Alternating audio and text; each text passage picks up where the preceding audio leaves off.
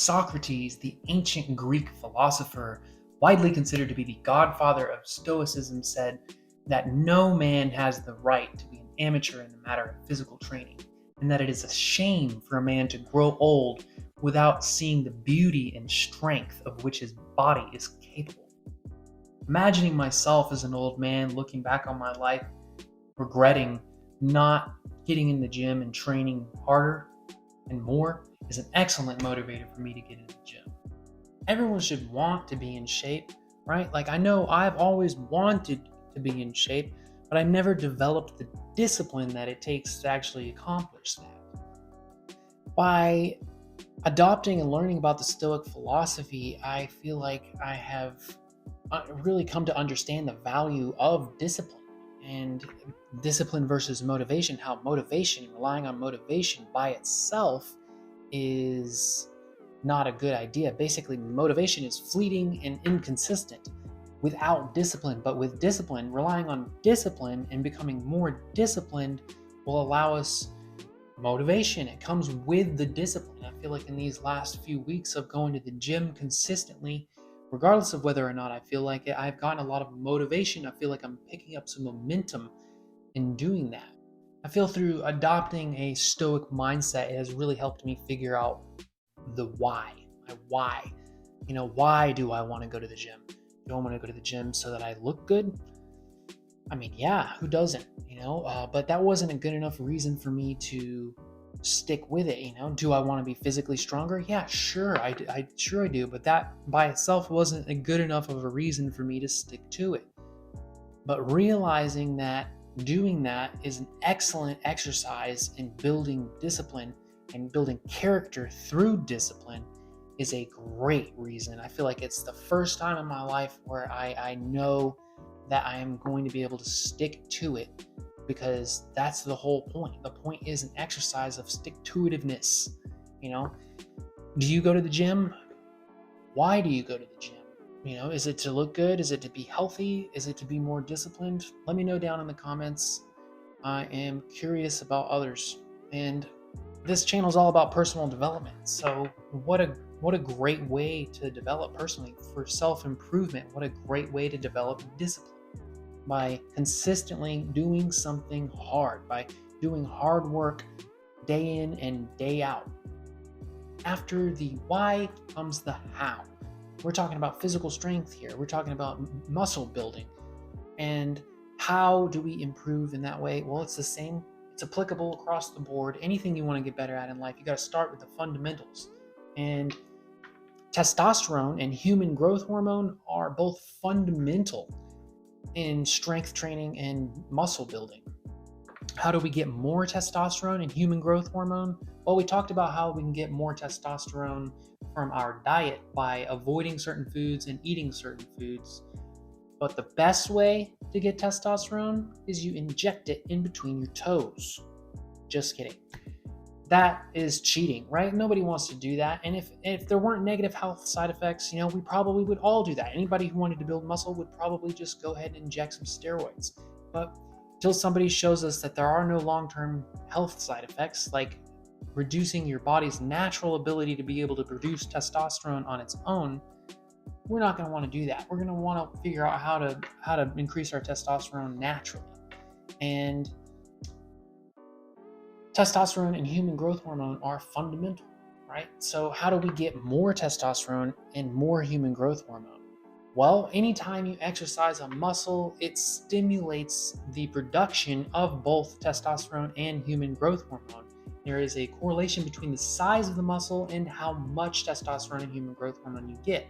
So if you want to get fast results now, then start with the biggest muscles. What are the biggest muscles? Well, here's 5 of the biggest muscles in order from smallest to largest, but the biggest ones: your pecs, number 5, number 4, your lats, number 3, your hamstrings, number 2, your quads, and number 1, your gluteus maximus, your butt. So squats, from the research that I've done, are the absolute best exercise that I can recommend for anybody who wants to start growing muscle fast. and start increasing their testosterone and human growth hormone naturally, right? If you do squats, you're hitting 3 of the 5 biggest muscles in your body at once with one exercise. So squats, that's the way to go. Anytime your legs aren't sore, your butt isn't sore, your hams aren't sore, do some squats. And when those are sore and you're letting those rest and recover, which is crucial, by the way, you don't want to do squats every day. You don't want to do squats when you're sore, right? You want to let them heal first. And when those are healing, you can work on your lats, do some pull-ups, pull-downs, whichever. And then when those are sore, you can hit chest. When all 5 of those are sore, then you can start working on the other muscles, biceps, shoulders. A lot of these things are just going to start growing alongside your big muscles because of the big increase in testosterone and human growth hormone that you're going to get from working those out.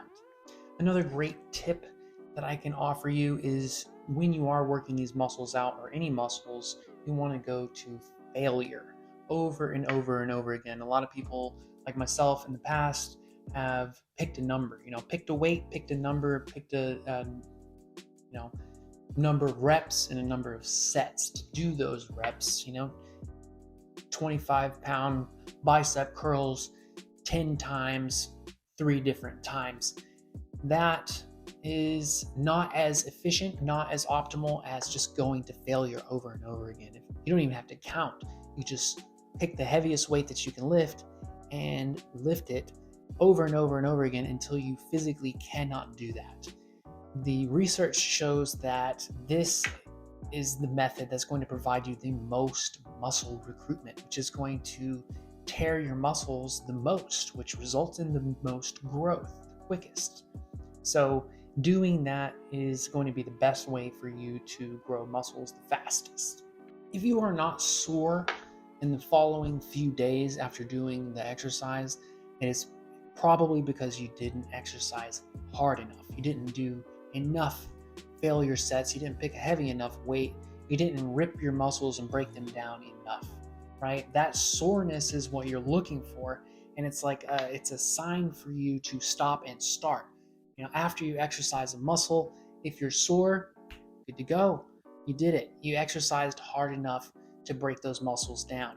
And when they are not sore anymore, that's when you know, all right, good to go again. Let's go. Let's hit leg day again because my legs are no longer sore. And just repeat that process over and over and over again until you're really good at it. These are the strategies that I'm implementing in my own fitness journey, my own self-improvement journey. It will definitely be an excellent exercise in discipline. And I hope to show you lots of progress very soon. Go ahead and subscribe to this channel if you'd like to follow along and see my progress as I go. It's really, I think, going to exemplify these strategies that I've researched and found. That's pretty much it for this video. 2 weeks now of challenging myself to post a video every single day. I will be coming out with more every single day. So if you've already subscribed and not hit that bell button, hit that bell button to be notified when I do come out with videos. If you found this information valuable, go ahead and hit that like button. And if you want, go ahead and share this with your friends and family, your gym buddies, see if they agree. Do some research on your own. Obviously, I'm not a bodybuilder. I'm not an expert. I am a beginner on my journey of self-improvement and fitness. So with that being said, I hope you have a great rest of your day or night, and I will see you next time. Bye-bye.